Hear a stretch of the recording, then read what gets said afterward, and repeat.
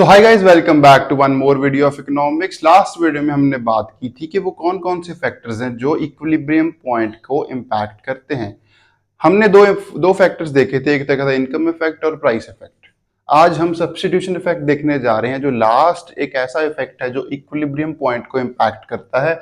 सबसे पहले डेफिनेशन देखते हैं। Definition says it refers to those changes in the amount of goods purchased which arise due to change in their relative prices alone while real income remains constant। Definition का मतलब क्या है? Definition कह रही है कि दो प्रोडक्ट्स की कमोडिटी में ऐसा चेंज जो रिलेटिव प्राइस में चेंज आने के कारण आए जब हम कंज्यूमर की रियल इनकम को कांस्टेंट कर देते हैं।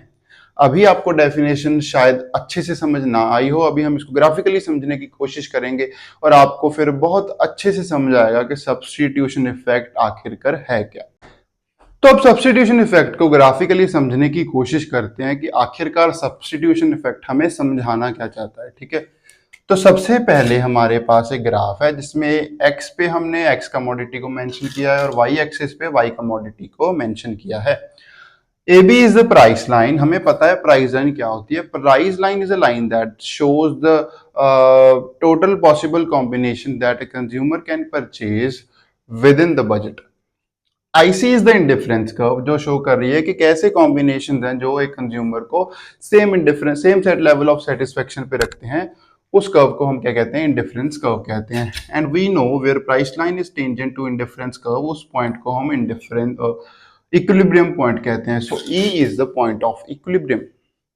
यहां तक तो बहुत बेसिक है। इसके बाद अगर एक्स की कमोडिटी थोड़ी सी सस्ती हो जाए, थोड़ा सा उसके प्राइस में फॉल दिखे हमें, तो क्या होगा? प्राइस लाइन थोड़ा राइट को मूव कर जाएगी। हमें ये भी पता है, हमने ये किस में किया है, लास्ट वीडियोस में हम ये कवर कर चुके हैं कि how price line reacts when there is a change in price और इनकम।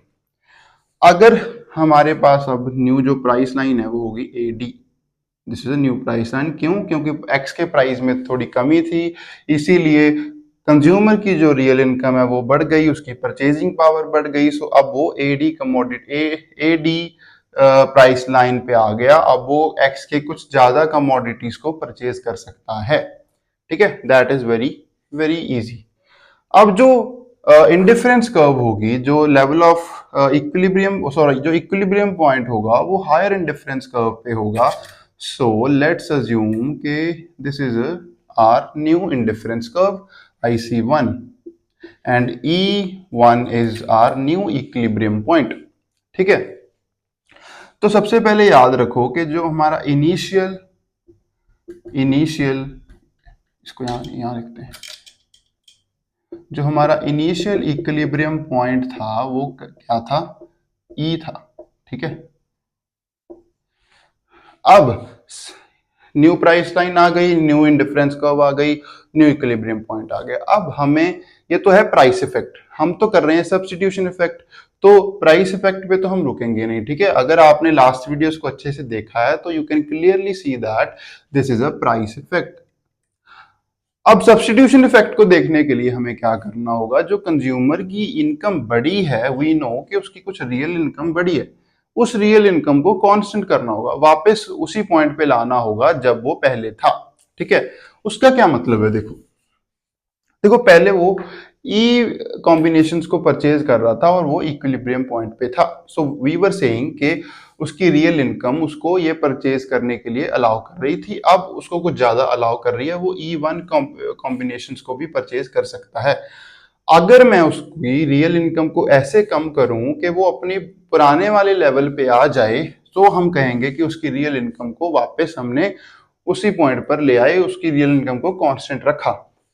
तो अब क्या होगा? न्यू जो हमारी प्राइस लाइन होगी, यहाँ पे लिख लो कि हमने क्या किया, रियल इनकम को वापस से कम किया, रियल इनकम को कांस्टेंट रखा। ठीक है, तो अब क्या होगा? जो न्यू प्राइस लाइन, देखो जब इनकम में चेंज आता है तो प्राइस लाइन की स्लोप में कोई चेंज नहीं आता। सो अब जो न्यू प्राइस लाइन होगी वो इसके पैरेलल होगी। ठीक है, आई ट्राई कि मैं पैरेलल बना पाऊं।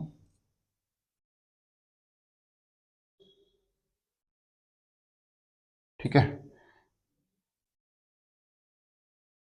अब देखो ये दो जगह टच कर रही है, एक तो पुराने वाले पॉइंट पे, एक नए पॉइंट पे, ठीक है। This is our new price line, that is C H, C H is our new price line, ठीक है।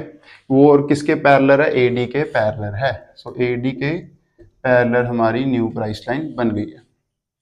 अब ये जो शिफ्ट आया इक्विलिब्रियम पॉइंट से ई से, हमारा जो इनिशियल पॉइंट था और जो फाइनल हमारा इक्विलिब्रियम पॉइंट है वो कहाँ शिफ्ट कर गया, यहाँ शिफ्ट कर गया, that is E two, E to.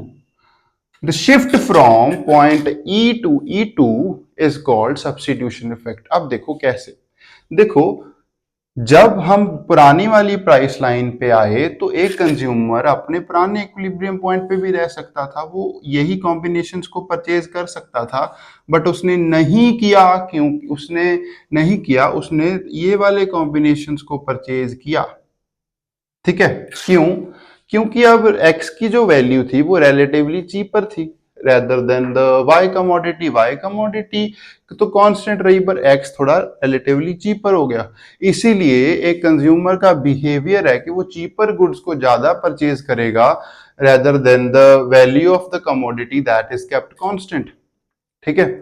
तो अब एक्स कमोडिटी वाई के रिलेटिवली चीपर हो गई, इसीलिए कंज्यूमर ने क्या किया, अपने वाई कमोडिटीज को थोड़ा कट ऑफ कर दिया और एक्स कमोडिटी को थोड़ा ज्यादा परचेज किया और वो अपने न्यू पॉइंट ऑफ इक्विलिब्रियम पे आ गया E2। यहाँ पे आपको ये चीज ध्यान रखनी है कि वो ई इक्विलिब्रियम पॉइंट के जो कॉम्बिनेशन ऑफ गुड्स थे उनको परचेज कर सकता था, पर उसने नहीं किया। क्योंकि क्योंकि कंज्यूमर का ये बिहेवियर है कि वो अपने रिलेटिवली चीपर गुड्स को ज्यादा परचेज करेगा जब there is a change in the relative prices, ठीक है। तो अब वो E2 जो पॉइंट ऑफ इक्विलिब्रियम पे आ जाएगा, इसी शिफ्ट को दैट इज इनिशियल इक्विलिब्रियम से फाइनल इक्विलिब्रियम पॉइंट पे आने वाला जो शिफ्ट है, इसी को हम कहते हैं सब्स्टिट्यूशन इफेक्ट, ठीक है। ये जो इफेक्ट जब हमें देखने को मिलता है तब एक और पॉइंट है कि वो कंज्यूमर अपनी same level of indifference curve, same level of satisfaction पे रहता है, बिकॉज देयर इज जो आईसी पहले भी equilibrium point IC indifference curve पे था, अब भी equilibrium point IC indifference curve पे है। दैट मींस जो लेवल ऑफ सेटिस्फेक्शन है वो क्या रहता है, कांस्टेंट रहता है। So that was all about substitution effect. Now after doing all the effects, price effect, income effect और सब्स्टिट्यूशन इफेक्ट, अब हमें इन तीनों के बीच में एक रिलेशन को समझना है, that is price effect is equals to income effect plus substitution effect, ठीक है। तो इसको बहुत अच्छे से समझेंगे। सबसे पहले we have to make that diagram again, ठीक है। यहाँ पे एक्स कमोडिटीज हैं और यहाँ पे हमारे पास वाई कमोडिटीज हैं और this is our price line, this is price line A B, और हमें पता है इंडिफरेंस कर्व ऐसे बनेगी और इसको हम कहेंगे I C indifference curve, this is the point of equilibrium. अब हम बहुत बार कर चुके हैं, ठीक है। अब क्या होगा, अब एक्स की जो कमोडिटी है उसमें थोड़ा डिक्रीज देखने को मिलेगा, so price line will move to the right to the X axis.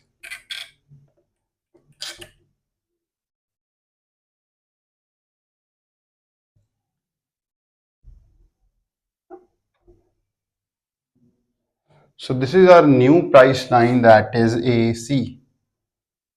AC is our new price line। अब जो इक्विलिब्रियम पॉइंट होगा वो होगा हायर इंडिफरेंस कर्व पे। So this is our higher indifference curve IC1 and this is our new point of equilibrium E1।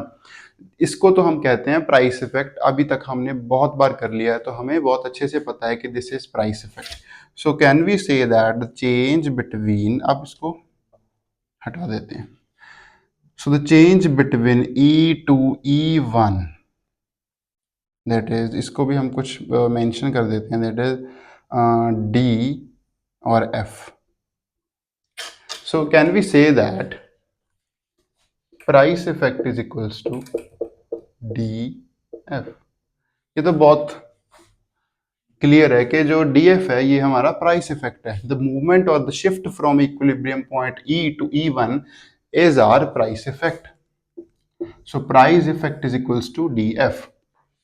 अब क्या होगा, हम अब कंज्यूमर की जो इनकम में, रियल इनकम में चेंज आया उसको कांस्टेंट रखने के लिए उससे कुछ पैसे वापस ले लेंगे, जिसके कारण अब न्यू प्राइस लाइन बनेगी, that will be parallel to price line AC।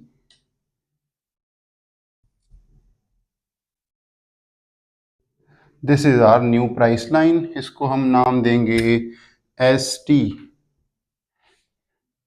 ठीक है, ST is our new price line that is parallel to AC। अब कंज्यूमर इस पॉइंट से E से शिफ्ट कर कर इस पॉइंट पर आ जाएगा, दैट इज E2। ठीक है, so can we say that shift from E to E2 is, इसको N लिख दें।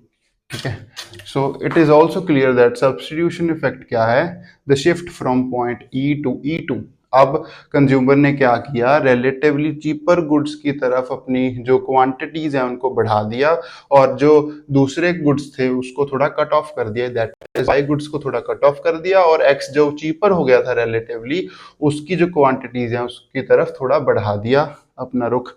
तो SE को, अब DN को हम क्या कह सकते हैं, दैट इज substitution effect.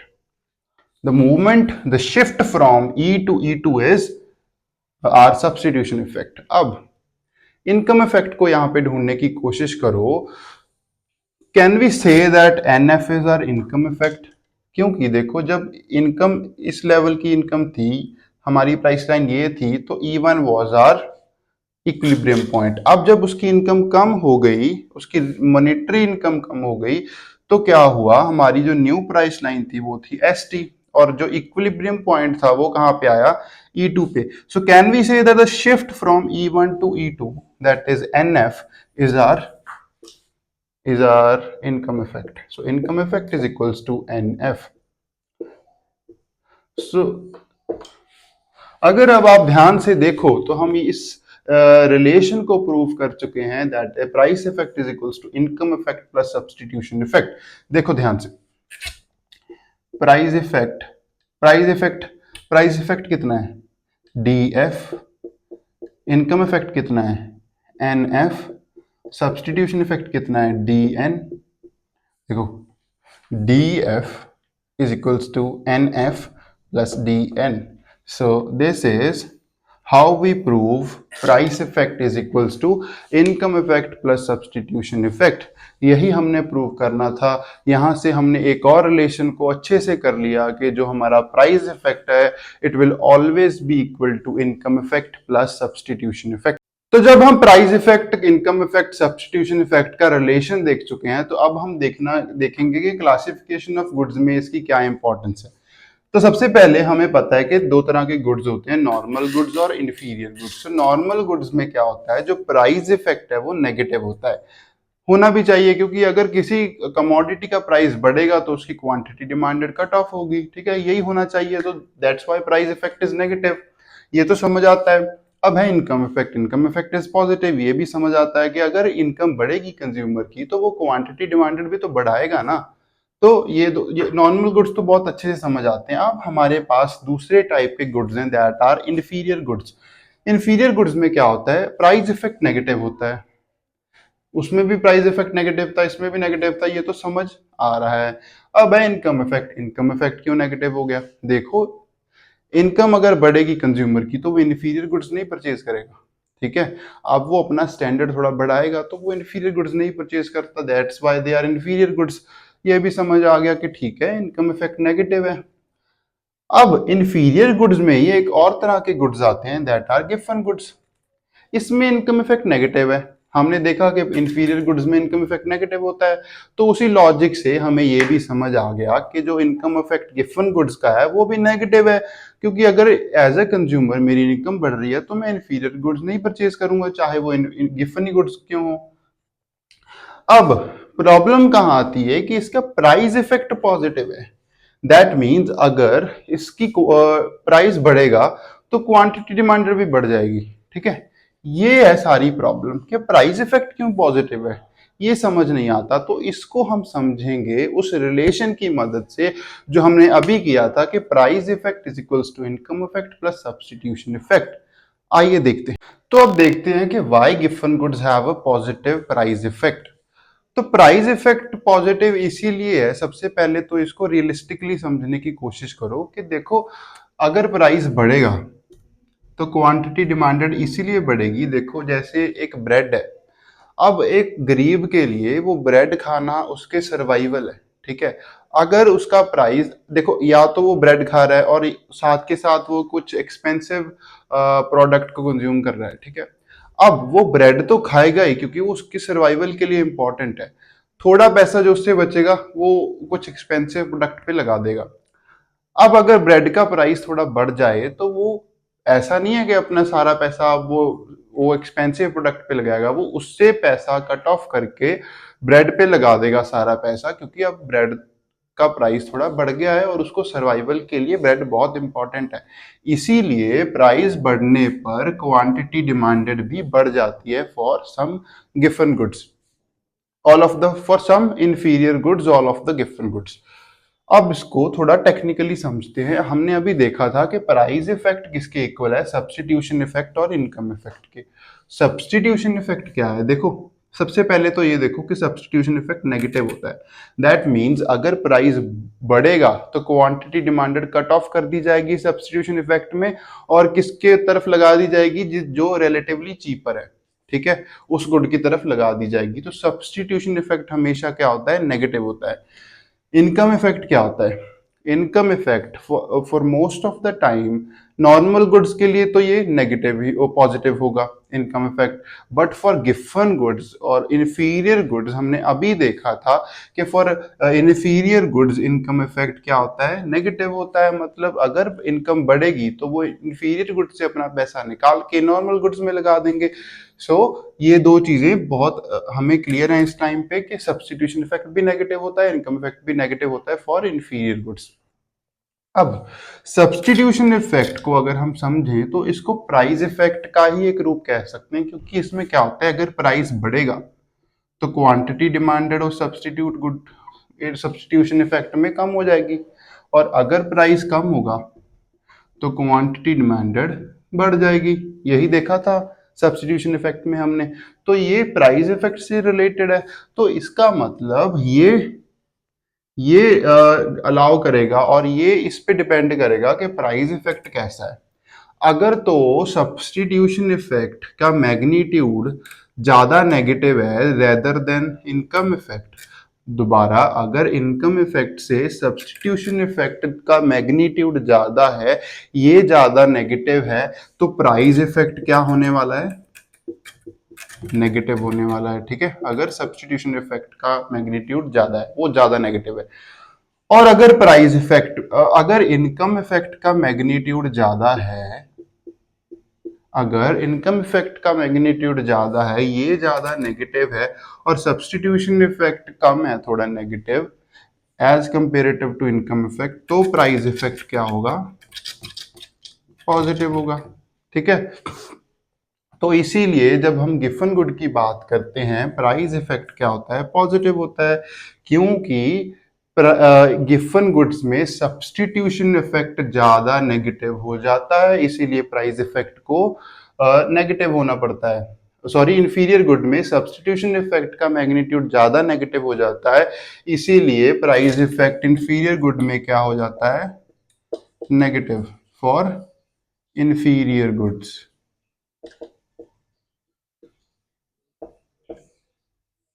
और for given goods income effect ज्यादा नेगेटिव रहता है, इसीलिए प्राइस इफेक्ट क्या हो जाता है, पॉजिटिव हो जाता है।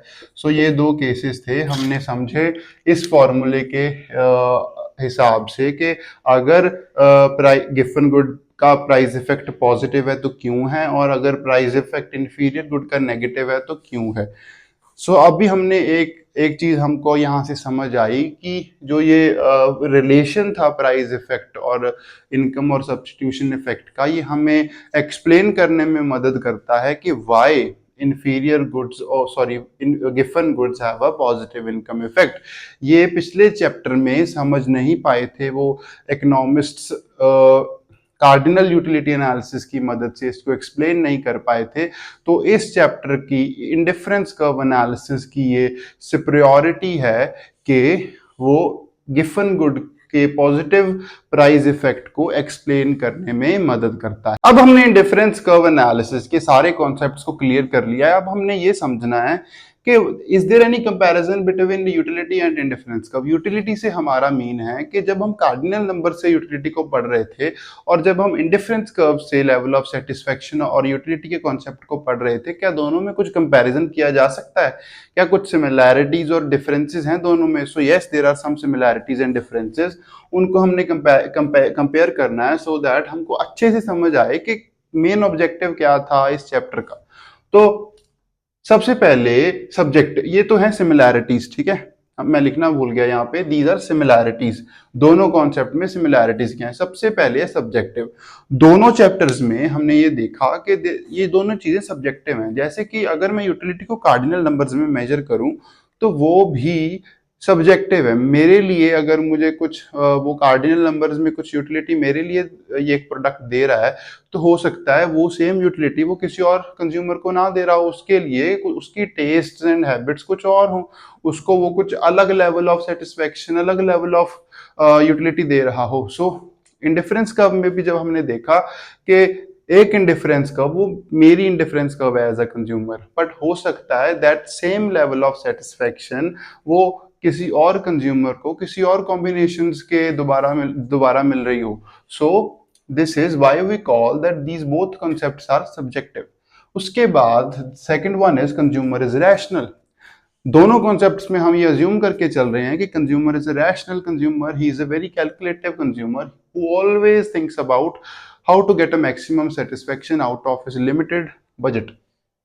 Third one is condition of equilibrium. दोनों की जो कंडीशन ऑफ इक्विलिब्रियम है वो सेम है। देखो, मार्जिनल रेट ऑफ सब्सटीट्यूशन अगर P X by P Y कर दें, so this is a equilibrium condition for indifference curve. अगर हम बात करें उसकी कार्डिनल नंबर में जब हम मेजर करते हैं यूटिलिटी को, तो उसमें जो कंडीशन ऑफ इक्विलिब्रियम थी, याद करो जब हमने law of equi marginal utility पढ़ा था तब हमने देखा था कि जो कंडीशन है वो क्या है, mu Y is equals to P X by P Y.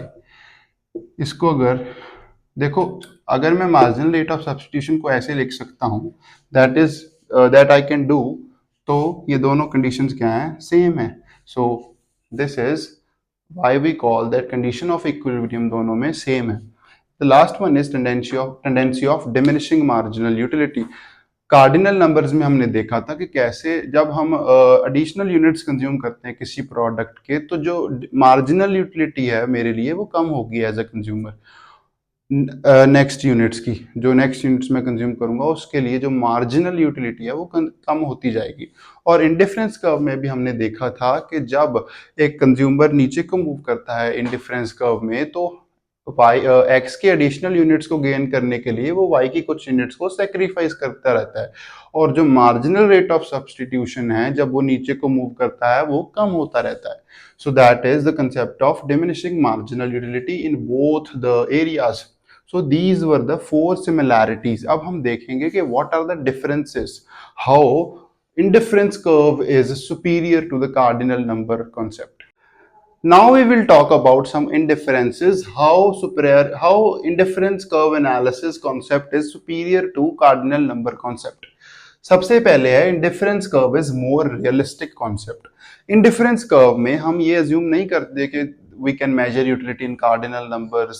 So cardinal number जो कॉन्सेप्ट है that is far from reality. So इसीलिए हम ये अज्यूम करते हैं, इसीलिए ये माना जाता है कि indifference curve is more realistic concept. Second one is no assumption of independent products.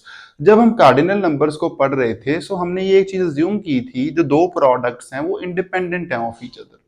But जब हम इंडिफरेंस कर्व में हमें ये अज्यूम करने की जरूरत नहीं है कि दो प्रोडक्ट्स इंडिपेंडेंट हैं। इंस्टेड हमने जब प्रॉपर्टीज की थी इंडिफरेंस कर्व की और जब हमने उसमें एक्सेप्शन देखी थी, तब हमने देखा था कि जो इंडिफरेंस कर्व्स हैं जॉइंट प्रोडक्ट्स की, जिसमें कॉम्प्लीमेंट्री प्रोडक्ट्स आ जाते हैं और सब्सटीट्यूट गुड्स आ जाते हैं, उनकी इंडिफरेंस कर्व की जो शेप है वो अलग अलग है for complementary goods and substitute goods as compare to normal goods. So उसमें हमें ये पता लगता है कि जो प्रोडक्ट्स हैं, जो कमोडिटीज हैं, that are not independent of each other. So हमें इस अजम्पशन की भी जरूरत नहीं है। Third one is no constant marginal utility of money. Cardinal number वाले कॉन्सेप्ट में हमने देखा था कि मार्जिनल यूटिलिटी जो मनी की मार्जिनल यूटिलिटी है उसको हम कांस्टेंट लेकर चलते हैं, बट इसमें ऐसा कुछ भी नहीं है। ठीक है, मनी की हमें ऐसी कोई खास जरूरत है ही नहीं इस कॉन्सेप्ट में। उसके बाद है गिफन पैराडॉक्स। गिफन पैराडॉक्स को कार्डिनल नंबर्स ने एक्सप्लेन नहीं किया था कि why Giffen products have a positive price effect, but इसमें अभी हमने देखा कि कैसे इंडिफरेंस कर्व एक्सप्लेन करता है गिफन पैराडॉक्स को। उसके बाद है लेस अजम्पशंस। जब हम ये अज्यूम करेंगे कि कार्डिनल नंबर्स में यूटिलिटी को मेजर किया जा सकता है तो और बहुत सारी अजम्पशंस हमें लेकर चलनी पड़ती हैं, बट इसमें बहुत लेस अजम्पशंस हैं हमारे पास। सो इसीलिए इंडिफरेंस कर्व का जो एनालिसिस है इसको हम थोड़ा सुपीरियर कहते हैं rather than the concept of cardinal number. अब हम देखेंगे कि इस कॉन्सेप्ट के इंडिफरेंस कर्व एनालिसिस के यूजेस क्या क्या हैं, इसके एडवांटेजेस क्या क्या हैं अगर इसको इंडिपेंडेंटली देखें कार्डिनल नंबर्स वाले कॉन्सेप्ट से।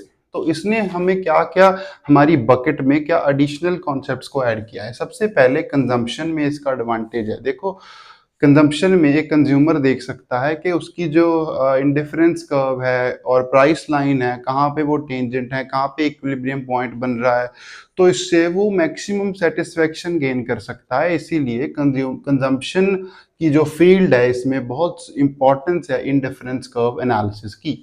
उसके बाद है प्रोडक्शन। प्रोडक्शन में भी हम इस कॉन्सेप्ट को इजीली यूज कर सकते हैं जैसे हमने कंजम्पशन में यूज किया। प्रोडक्शन में अगर हम एक प्राइस लाइन बना लें जिसको हम कहें कि this is a cost line, उसके बाद एक इंडिफरेंस कर्व बनेगी जिसमें दो फैक्टर्स को हम कंपेयर कर सकते हैं, तो उसके जो इक्विलिब्रियम पॉइंट है वहां पे एक प्रोड्यूसर ये गैस कर सकता है कि कहाँ पे वो मैक्सिमम प्रॉफिट गेन कर पा रहा है। उसके बाद है डिमांड। जो लॉ ऑफ डिमांड है उसको एक्सप्लेन तो हमने पिछले चैप्टर्स में कर लिया था, पर उसकी एक एक्सेप्शन थी, उसको एक्सप्लेन नहीं कर पाए थे, दैट वाज गिफन पैराडॉक्स और गिफन गुड्स। तो गिफन गुड्स को इंडिफरेंस कर्व एनालिसिस बहुत अच्छे से एक्सप्लेन करता है। उसके बाद है consumer surplus. Consumer surplus is our very next chapter. उसमें हम देखेंगे कि कैसे इंडिफरेंस कर्व एनालिसिस हमें हेल्प करता है कंज्यूमर सरप्लस को समझने के लिए।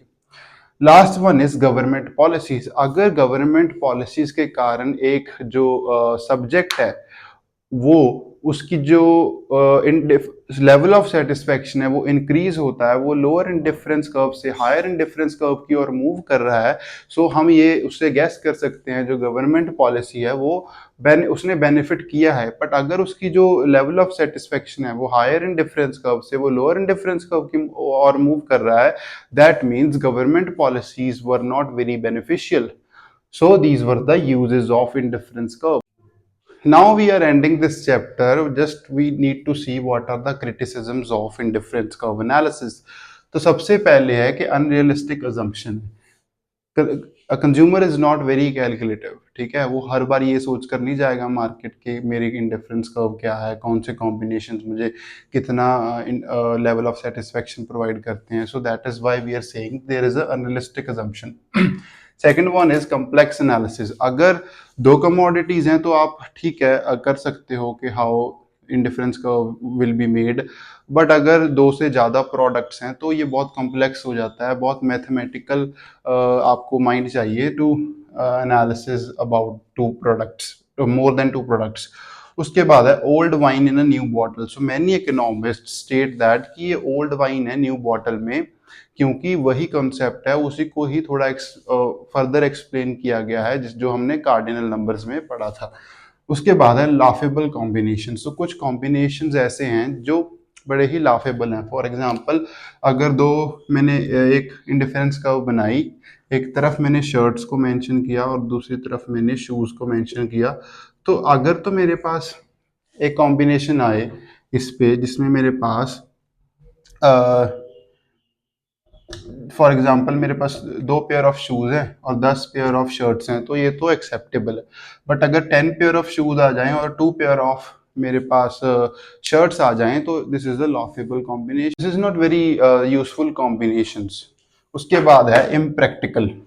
इम्प्रैक्टिकल, क्योंकि हम बहुत चीज़ें अज्यूम कर रहे हैं कि कंज्यूमर कैलकुलेटिव है, कंज्यूमर हमेशा रैशनल कंज्यूमर होगा, so this concept is not very practical, so these are the criticisms of indifference curve analysis.